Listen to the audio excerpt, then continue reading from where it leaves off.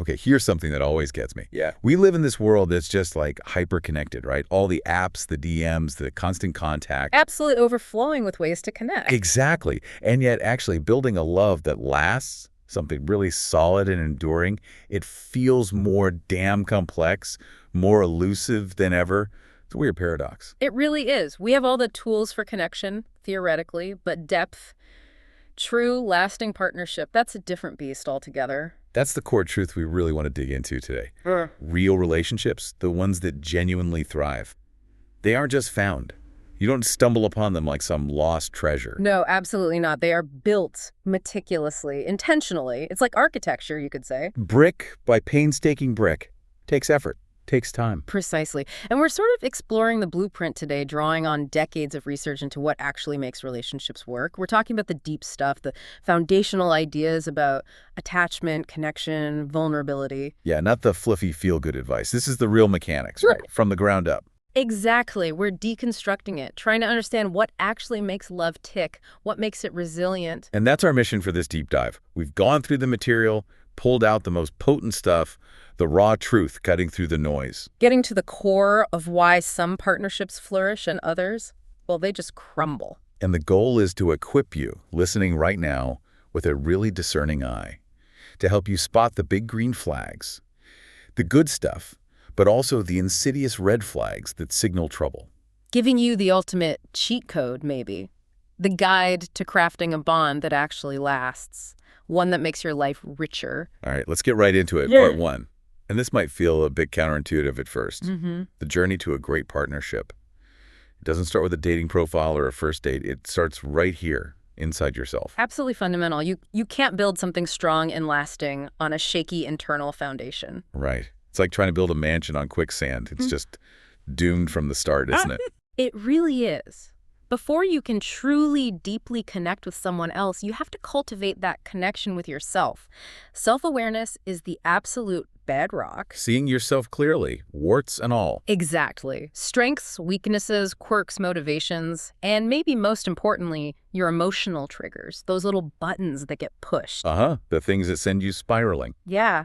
Without understanding those, you're just reacting blindly half the time, creating friction and misunderstanding without even knowing why. So how do you cultivate that self-awareness? It takes active work. It's not passive. Things like reflective journaling, actually writing stuff down, processing it. Getting it out of your head. Precisely.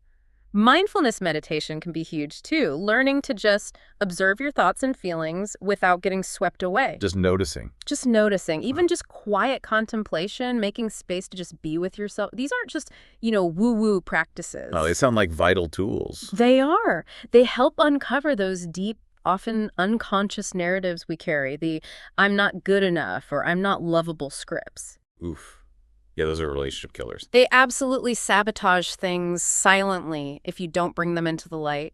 Awareness gives you the power to challenge them. And this connects to empathy too, right? You mentioned that. Directly. Yeah. You can't genuinely understand or validate your partner's emotional world if you're completely disconnected from your own. Makes sense. Yeah. If you don't get your own reactions, how can you get theirs? Exactly. If you know why you get defensive when you feel criticized, for example, you're way better equipped to handle it when your partner expresses a concern without just reacting. Instead of projecting your stuff onto them. That's the trap. Lack of self-awareness leads straight to projection. Your fears, your insecurities get dumped onto your partner. It creates this hellish mess of misunderstanding. Okay, so self-awareness is job one. But let's unpack the baggage. Because nobody shows up empty-handed, right? Not a single one of us. Our past, the good, the bad, the truly ugly, it shapes everything. How we trust, how we connect, what we expect. It's like an invisible blueprint we carry around. That's a perfect way to put it. And this is where understanding attachment patterns becomes so incredibly helpful. How those early bonds with caregivers shape us. Right, the idea that how we connected as kids influences our adult relationships. Profoundly. It sets up an internal working model. If you had responsive, reliable care, you likely developed a secure attachment. You see yourself as worthy, others as trustworthy. Makes relationships easier. And if not, if care was inconsistent or worse, then you might develop an insecure style. Anxious, fearing abandonment, needing constant reassurance, or avoidant, uncomfortable with closeness, pulling away, or sometimes disorganized, a mix of both. And that blueprint, It doesn't just sit there quietly. Oh no, it actively influences who we pick, how we interpret their behavior. Past betrayals, those trust injuries, they leave deep wounds too.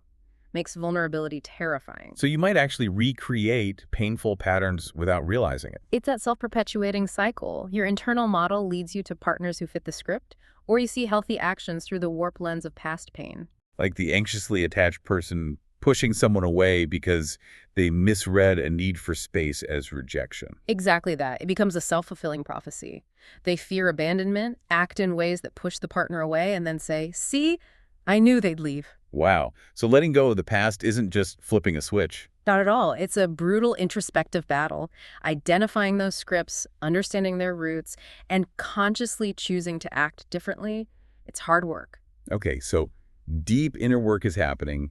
You're getting clearer. Now what? How do you figure out what you actually want?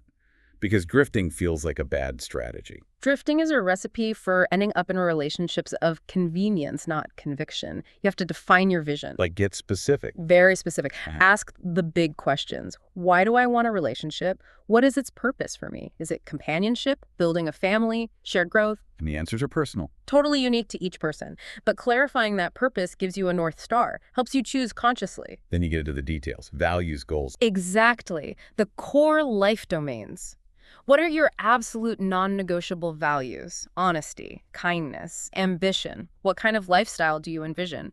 City, suburbs, work-life balance. Family, kids, money, religion, all the big ones. All of them. And you need to be really honest about desires around kids, parenting styles, attitudes toward money saving versus spending, the role of spirituality. And distinguishing between a preference and a true deal breaker. Crucial distinction. Liking the same music is a preference. One person desperately wanting kids and the other being adamantly child-free. That's a fundamental non-negotiable. Wheel breaker. Trying to force that just leads to heartbreak down the line. Years of heartbreak. So getting this clarity isn't selfish. It's an act of profound respect for yourself and for potential partners. Being upfront prevents discovering that massive incompatibility years later. Exactly. It's about relational integrity right from the start. Know what you want, what you need, and what you simply cannot compromise on. Okay, part 2. You've done the internal work, you're clearer. Now you're actually out there meeting someone. How do you build that initial bridge? How do you actually connect, not just exist awkwardly? The art of early stage communication. It's delicate, and it sets the tone for absolutely everything that follows. The goal isn't just to impress. No, definitely not. The goal is mutual discovery. Creating psychological safety so both people feel comfortable being real. Yeah. You're gathering information, seeing if there's a natural flow. So how do you do that? What are the strategies? Number 1, hands down. Active listening. And I mean truly active. Not just waiting for your turn to talk. Putting the phone away. Making eye contact. Full engagement. Showing you're locked in with nods. Uh-huhs. I see. And mirroring, repeating their last few words like a question. Oh, most days of the week. It prompts them to elaborate. Shows you're really hearing them. Okay, active listening. What else? Ask open-ended, substantive questions. Ditch the yes-no stuff. How, what, tell me about questions. Going beyond, how was your day? Way beyond. What challenged you most today? What's something you believe that might surprise me? It shows genuine curiosity about their inner world, not just surface stuff. Nice. And being honest yourself. Honesty and openness, yes, but delivered with respect. Transparency builds trust. But early dating isn't a debate club. State your views calmly, respectfully. Explore compatibility. Don't try to win arguments. And paying attention to the nonverbals. Body language. Hugely important. So much communication is silent. Crossed arms, leaning in, looking away. It tells a story about comfort, interest, maybe nervousness. So approach it with curiosity, not an agenda. Exactly, a discovery mindset. That lays the groundwork for something real, not just a performance. Okay, so you're connecting, things are going well, you're vibing, but then comes that tricky part. The what are we conversation. The move to commitment. How do you navigate that without blowing it up? That is such a critical juncture, and you're right, rushing it or avoiding it completely can cause so much anxiety and mismatched feelings. It needs care. So break it down. What are the steps? 3 steps, logically. Step 1, honest self-assessment. Before you even think about talking to them, get brutally honest with yourself. Do you actually want commitment right now with this person? Really check in. Do I feel safe, compatible, see a future? Yes, and own it. Don't pretend to be chill if you secretly want more. That just sets you up for pain later. Okay, step 1, know thyself. Step 2, Observe their behavior. Actions really do speak louder here. Is the connection deepening naturally? Are they sharing vulnerable stuff, introducing you to friends, family? are they making future plans that include you Yeah. without you prompting? Exactly. Proactive planning, future talk that naturally has you in it. These are signs it's already moving that way organically. Makes the conversation feel like a confirmation, not a demand. Got it. Then step 3, the actual DPR, define the relationship conversation. The DTR talk itself, timing is key here. Don't rush it. Too early feels like pressure, kills the vibe. Maybe 2-3 months of consistent dating is a rough guideline. Enough time to actually know someone a bit. And the tone, how do you start it? Light, positive, non-confrontational. Start by saying how much you're enjoying things, how happy they make you. Lead with the positive. Definitely. Then be clear and vulnerable about your own feelings. I'm having an amazing time, and I've realized I'm not interested in seeing other people. I'd love to hear where your head's at about us being exclusive. Framing it as an invitation, not an ultimatum. Absolutely crucial. It's an opening for discussion, and then you listen. Really listen to their response without pressure. And if they're not on the same page or need more time, Then you have a choice. Do I want this person, even if commitment isn't certain? Or do I want a committed relationship more? It's a tough personal call. and throughout all this, keep your own life going. Yes. Maintain your autonomy, your full life. Be the exciting, fast-moving car they want to jump into, not the one waiting patiently in the lot. So the DTR confirms what's already happening, ideally. It should confirm something already shown in action and feeling. The right person, someone genuinely invested, won't be scared off by an honest, respectful talk about the future. It'll likely deepen things. Okay, part 3.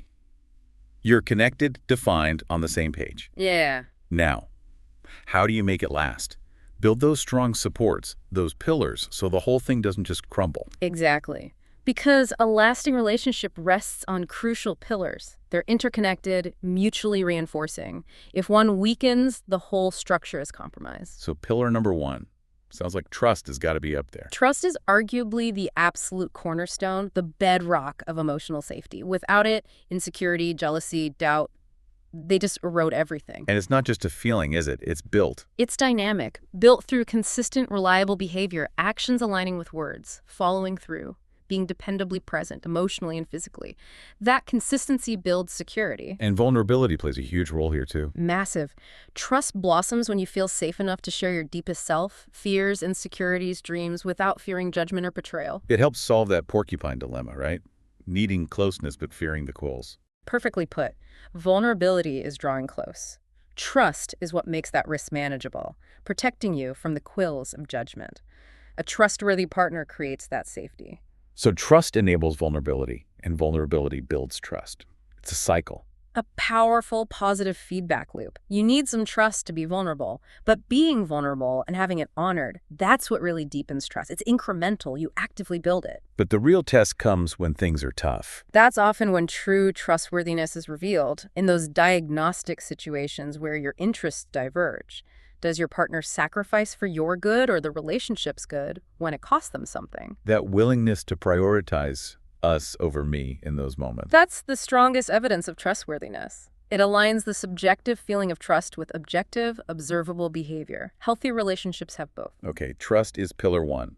What's next? Respect seems vital, but maybe understated sometimes. Hugely vital, and yes, often understated. Mutual respect is that profound regard for your partner's dignity, autonomy, feelings, boundaries. And it has to be shown through action. Not just saying I respect you. No. It's demonstrated daily. Active listening shows you value their thoughts, honoring commitments, appreciating their contributions, giving space for individual interests. And honoring boundaries is huge here. Cornerstone stuff. Consistently disregarding boundaries. That's a massive red flag, a fundamental lack of respect for their personhood. Respect also means equality, right? Shared power. Absolutely. Both partners having an equal say in big decisions, feeling like the division of labor chores, emotional work is fair. Relationships thrive when that equality is felt. And lack of respect. leads to contempt, that really toxic stuff. Exactly. Research highlights contempt, sarcasm, mockery, eye-rolling, superiority as the single biggest predictor of divorce. Respect is the antidote. You can't hold someone in contempt and truly respect them simultaneously. So practicing respect daily isn't just nice, it's like poison control for the relationship. It's proactive defense against the most corrosive toxin, essential for safeguarding the bond. So trust and respect, they create this space where you can finally just be yourself. That feels like a huge relief. It is profound freedom. The best relationships are where both people feel completely free to be authentic, no masks, no performing, no fear of judgment. And that's tied to honesty. Deeply intertwined. Honesty is the bedrock of trust, as we said, but it's more than not lying. It's transparency about your inner world fears, doubts, insecurities. That kind of openness builds safety. It fortifies the bond. Authenticity is the natural result. Being accepted for who you are, quirks and all, that stability, that comfort is immense, allows the walls to come down. But it's a two-way street, right? Acceptance from them, courage from you. Exactly. It needs both. Someone can be accepting, but if you're too afraid to be real, connection is blocked. Or you can be brave and authentic, but if it's met with judgment or control, it gets shut down fast. So it's a virtuous cycle when it works. Acceptance fuels vulnerability, deepens trust, leads to more authenticity. Beautifully put. A positive feedback loop, creating more closeness and growth. And all of this trust, respect, authenticity leads to that big shift, right? From me and you to we, the team. Yes, that collective we is the hallmark of a lasting partnership. Commitment here isn't just a label, it's an active, ongoing process, deciding to be together and navigate everything as a unit. Through thick and thin, as they say. Ups, downs, joy, sadness, success, failure. Research shows feeling your partner is truly committed for the long haul is a top predictor of stability. And you see it in the language people use. The we, us, our. You do, that cognitive closeness. When someone naturally says, we love that show, or our plans are, it reflects that shared entity mindset. Studies link that we-ness to higher satisfaction. But individuality is still important. It's not about merging into one blob. Absolutely vital. Yeah. Maintaining separate interests, identities, goals prevents that unhealthy emotional fusion. But sharing fundamental values and a similar vision for the future, that definitely enhances long-term happiness, reduces major conflicts. So commitment is an active verb, not a passive noun. Precisely. It's thousands of small daily choices, prioritizing them, making time, turning toward each other, not away, celebrating together. The feeling of commitment comes from those actions. Exactly. You don't just make time because you feel committed. You feel committed because you consistently choose to make time, reinforcing the bond's value every day. Okay, foundations laid, pillars solid. Now, how do we make this thing truly sing? Get to that deep, soul-feeding intimacy.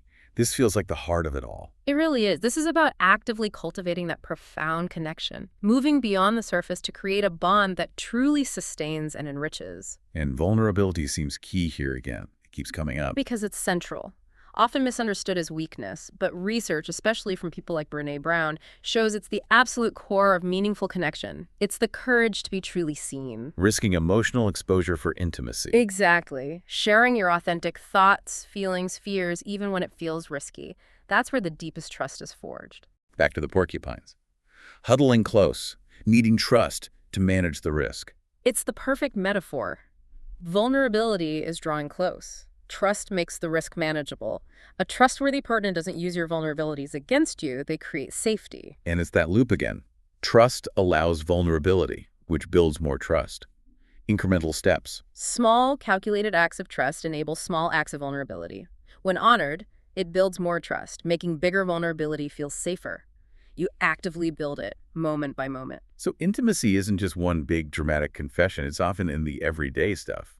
The mundane moments. Absolutely. Emotional intimacy, feeling seen, heard, accepted, is cultivated in those small, consistent, daily moments. It's the practice of turning toward each other. Like those micro-interactions that build up an emotional bank account. Precisely. It creates that positive sentiment override researchers talk about, that buffer against stress. Having way more positive interactions than negative ones, especially during conflict, is key for stability. So intentional strategies. What can people do daily? Share personal stories, go beyond logistics. Be fully present, phones away, eye contact, undivided attention, even briefly. Actively learn about your partner. What was that like for you? Create shared experiences, especially new ones. Learning something new together. Yeah. being messy novices. Yes. It reduces the pressure to be perfect, fosters connection through shared awkwardness and laughter, builds memories. It makes intimacy an accessible daily practice, not some huge project. And communication. Intimacy lives and dies by how well you talk, especially the advanced stuff. Definitely. Deep connection is a refined skill. Beyond basic chat, it requires mastering specific techniques. Like active listening, but really deep diving. Understanding, not rebutting. Exactly. Communicating your experience matters deeply to me, and using I statements effectively. The when you, I feel because. Roger, that's the one. Transforms blame, you never listen, into vulnerability. When I don't get a response, I feel unheard and unimportant because I wonder if my thoughts matter. It invites collaboration, not defense. Powerful shift. What else? The speaker-listener technique can be great. Taking structured turns speaking and paraphrasing to break interruption cycles ensures both feel fully heard. And that paraphrasing, or reflective listening, saying back what you heard. What I'm hearing is, or so it sounds like you felt.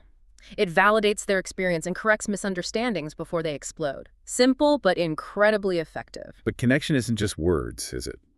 Touch matters. Shared adventures matter. Hugely. Physical affection is crucial. Daily gestures, hugs, hand-holding, cuddling, even non-sexual touch release oxytocin, promote bonding, build security. It communicates value beyond words. And actively creating shared experiences keeps things fresh. Essential.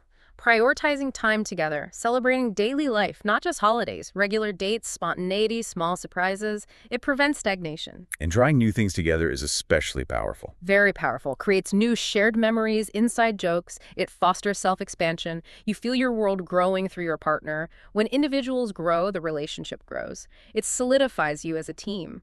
Okay, part V. Let's be real. No relationship is smooth sailing. Conflict will happen. So what's the difference between couples who navigate it well and those who just implode? That's the million-dollar question, isn't it? And the biggest myth is that conflict itself is bad. It's not. It's inevitable when two lives merge. The difference is how couples fight. Healthy conflict versus destructive fighting. Exactly. Healthy conflict involves respect, understanding, tackling the problem together, us against the issue, learning and strengthening the connection. Being able to have tough talks and bounce back. That's a huge green flag. And the destructive kind. That's where those infamous 4 horsemen come in. Precisely. Decades of research point to these 4 behaviors as Ilishki killers. Criticism attacking character, not behavior. Contempt, that toxic mix of mockery, sarcasm, superiority. Defensiveness, blame, excuses, victim playing. And stonewalling, shutting down, silent treatment. They just poison the well, make resolution impossible. They poison trust, create distance, leave resentment festering. Contempt, especially, is singled out as the biggest predictor of divorce. It's that corrosive. So conflict, handled well, can actually be good. A crucible for intimacy. It absolutely can. It tests your trust, respect, communication. Successfully navigating it proves the relationship is secure enough to handle disagreement. That builds deeper trust and resilience. Avoiding conflict isn't the goal. Becoming skilled at it is. So if conflict is inevitable, we need the tools. What are the strategies to fight fair and come out stronger? Absolutely. We need constructive techniques. Research has identified core skills for managing those solvable problems, the day-to-day disagreements. Okay, lay them on us. First, soften the startup. How you begin the conversation predicts its course. No blame, use I statements, be polite, I'm feeling overwhelmed, could you help? Versus, you never help. Fights cooperation, doesn't attack. Makes sense. Second, accept influence. Be open to your partner's perspective. Find ways to say yes to their view, or at least validate it. Prioritize the relationship over being right. Requires letting go of ego a bit. A lot, sometimes. Third, make and receive repair attempts. Those little actions or words to de-escalate an apology, humor, I see your point. Being able to offer and accept these is critical. Stops the downward spiral. Like hitting the brakes before a crash. Exactly. Fourth, soothe yourself and each other. Recognize flooding, that physiological overwhelm where you can't think straight. Take a break. At least 20 minutes to calm down before re-engaging. This is the gatekeeper skill. Nothing else works if you're flooded. Got to calm the nervous system first. Absolutely. Fifth, compromise. Find that win-win. Flexible negotiation, brainstorming creative solutions that honor both core needs, even if no one gets 100%. And finally, address emotional injuries. After the fight, process any lingering hurt. Don't let it fester. Acknowledge it. Validate it. Reaffirm the bond. and that self-soothing part, managing your own emotions. That seems foundational to all of this. It is the most fundamental skill. Without self-regulation, none of the other techniques work effectively when things get heated. A partner who can manage their own emotions? Massive green flag. It enables constructive conflict. Okay, shifting gears slightly. It sounds kind of paradoxical, but for the relationship to thrive, individuals need to grow independently. It does sound paradoxical, but it's profoundly true. The best partnerships aren't about losing yourself. They're about the relationship actively supporting each person's individual growth. The Michelangelo phenomenon, sculpting each other into better versions. Exactly. Not through criticism, but through encouragement and support. Celebrating effort, encouraging passions, providing that secure base to take risks from.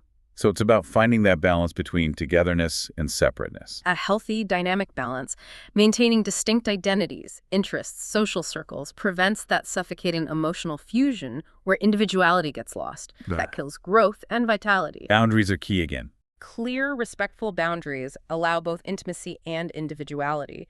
And here's the deeper logic. Individual growth brings new energy, perspectives, experiences into the relationship. It keeps things dynamic, prevents stagnation. Precisely. A closed system suffocates. Encouraging separate friendships, goals, passions isn't a threat. It's a profound investment in the relationship's long-term health and vibrancy. It ensures the we is made of two whole, thriving individuals. Okay, part 6. We've built the good stuff. Now, the grim but vital part. Spotting the danger signs, the stuff that rots a relationship from the inside. Knowing the warnings is critical. Absolutely critical. Developing discernment about harmful patterns is essential self-protection. These are the red flags, warning signs of unhealthy, controlling, manipulative, or even abusive dynamics. They range from maybe fixable yellow flags to get out now dangerous. Exactly. Learning to identify them is key. Some common, really significant ones: controlling behaviors, dictating clothes, friends, monitoring phones, finances. It's about possession and isolation. Excessive jealousy, beyond normal insecurity, leading to accusations, policing interactions. Yes. Poor communication patterns, refusal to talk, stonewalling, silent treatment as punishment, lack of respect, constant criticism, belittling, mocking, boundary violations to lower self-esteem. Dishonesty, persistent lying erodes trust. Being overly secretive about phones, whereabouts. Poor anger management, frequent outbursts, destructive behavior, threats. How they treat service staff is often very revealing, too. Blame shifting, always someone else's fault, never taking responsibility, makes growth impossible. And isolation, driving wedges between you and your support system. A classic control tactic. But maybe the biggest red flag is just your gut. Trust your gut. Absolutely. If you consistently feel insecure, anxious, drained, on edge, disrespected, that feeling is data. Something is fundamentally wrong, even if you can't name it yet. Okay, let's dive deeper into some of the really insidious tactics. These aren't just bad habits, they feel calculated. They often are, designed to manipulate and control. Let's unmask love bombing first. That overwhelming affection at the start. Exactly. Intense, over-the-top affection and attention to gain rapid control and dependency. It's different from normal infatuation because of the excess, the one-sidedness, and the manipulative intent. What does the cycle look like? It starts with idealization. Whirlwind romance, extravagant gifts, constant compliments, soulmate talk immediately, pushing for fast commitment, moving in, marriage, way too soon. Goal, sweep you off your feet. Make you feel like you found the perfect unicorn. Precisely. Then the jarring shift. Devaluation. Affection replaced by criticism, anger, control, withdrawing love as punishment. The person who adored you now makes you feel worthless. And they cycle back and forth. That's the hook, the cycle of abuse. Back to idealization, then devaluation. That intermittent reinforcement keeps you trapped, chasing the initial high, hoping the good person returns. The goal is isolation and dependency. Yes, exploiting the soulmate ideal. The key differences from healthy love: the insane pace, the lack of mutuality, the boundary crossing. If it feels too good to be true and way too fast, be very cautious. Okay, next insidious one. Gaslighting. Making you doubt your own reality. Exactly. A psychological manipulation designed to make you question your sanity, memory, perceptions. Comes from that old play, Gaslight. What are the tactics? How do they do it? Denial and contradiction, blatantly denying things they said or did, even with proof. Questioning sanity and emotions. You're too sensitive, you're crazy, you're overreacting, invalidating your feelings. Blame shifting, twisting things so you're somehow responsible for their bad behavior. Yes. And withholding and diverting, refusing to engage, changing the subject, questioning where you got your crazy ideas. The impact sounds devastating. Constant self-doubt, confusion. Pervasive self-doubt, feeling like you can't do anything right, constantly apologizing for their behavior. It attacks your ability to know what's real. Recognizing it, naming it, this is gaslighting, is the crucial first step to reclaiming your sanity. Finally, the emotionally unavailable partner, the one who just can't connect deeply. Right. A pattern of struggling to form deep emotional bonds, keeping things superficial, avoiding depth and commitment. What are the signs? How does it show up? Avoidance of commitment, not looking for anything serious, dodging labels, avoiding future talk. Inconsistent behavior, that hot and cold dynamic, leaving you confused and insecure. Prioritizing independence over intimacy, creating distance. Fiercely independent. Lateness, cancellations, slow texts, enjoying time, but on their terms. And difficulty with vulnerability, struggling to express their own feelings, getting defensive if you try to discuss emotions. But it's often a defense mechanism, right? Not malicious. Often, yes. Past trauma, fear of being hurt, it's self-protection. But the impact is still profoundly damaging. The partner feels neglected, confused, emotionally starved. Healthy bids for closeness feel like threats, so they withdraw more. It's a painful cycle. You have to be honest about the toll it takes. Okay, part 7. We've stared into the abyss. Let's pull back and focus on the glorious flip side, the green flags, the signs of a partnership that's truly healthy and has real potential. Yes. Let's shift to the affirming lens. Green flags are those positive actions, traits, dynamics that signal health, longevity, and build confidence in the connection. So what are some key ones? Healthy communication and conflict resolution. Comfort, discussing emotions, approaching disagreements respectfully, collaborating, offering sincere apologies, valuing the relationship over ego. Emotional safety and support. Creating that space to be authentic, validating emotions, listening to understand, supporting personal goals that Michelangelo's sculpting again. Strong character and accountability. Taking responsibility, owning their part, regulating emotions well. Stable, long-term friendships are often a good sign here too. And respect for autonomy and boundaries. Encouraging independence, valuing alone time, seeing individual growth as an asset, not a threat. You can see how these are the direct opposites of the red flags. Exactly. They provide a clear contrast, a diagnostic tool for health. So moving beyond just not bad, what are the essential qualities for a life partner? The stuff that really endures beyond the initial spark. This is where we challenge the opposites attract myth for long-term happiness. Research consistently shows similarity in core values is way more predictive of lasting satisfaction than superficial traits like looks or money. So what does predict long-term happiness? Fundamental character traits are bedrock. Kindness, loyalty, understanding, honesty, trustworthiness. These provide that secure foundation. Kindness and loyalty especially can override dissatisfaction elsewhere. And key psychological traits. Emotional stability, calm, not prone to wild swings. Conscientiousness, reliable, practical, organized, dependable, someone you can count on. Emotional intelligence and empathy, understanding and managing emotions, yours and theirs, making you feel heard. And psychological flexibility, open to new info, adaptable, willing to be influenced, crucial for navigating life together. So the directive is, shift focus from fleeting chemistry to enduring character. Consciously shift your evaluation. Dependability over flashiness is the wiser investment for a lifetime of partnership. Similarity in core values also reduces long-term friction significantly. After all the analysis, all the lists, there's one final gut-level test. The ultimate litmus test. Turn the gaze inward. How does this relationship make you feel about yourself? That's the most powerful diagnostic. Pay attention to your internal state. Relaxed or anxious, calm or on edge. Your body knows. Psychological safety is a fundamental green flag. Do you feel at ease? And does the relationship boost your self-esteem? Make you feel valued, capable? Or does it erode it? Leave you insecure, inadequate, always apologizing? Exactly. A healthy relationship brings out your best qualities. Patience, courage, joy. You like the person you become with them. The relationship as a mirror. A profound mirror. In a healthy bond, the reflection is one you recognize and admire. More confident, authentic, expansive. In an unhealthy one, it's distorted, diminished. You feel smaller, less capable. So even if they seem perfect on paper. If being with them consistently makes you feel worse about yourself, chips away at your confidence and joy, then the relationship is failing its most fundamental purpose. It should enhance, not diminish. Wow.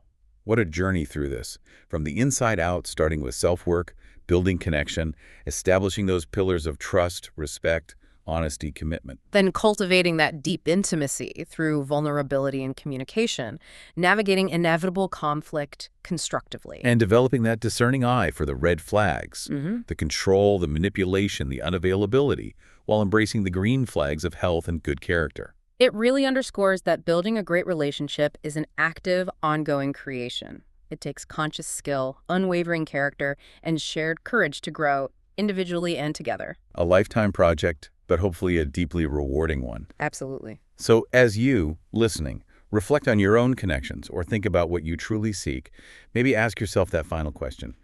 Is this relationship sculpting the best version of me? Or is it subtly chipping away at my soul? Really consider that. Prioritize your own inner well-being as the ultimate measure of a truly great connection.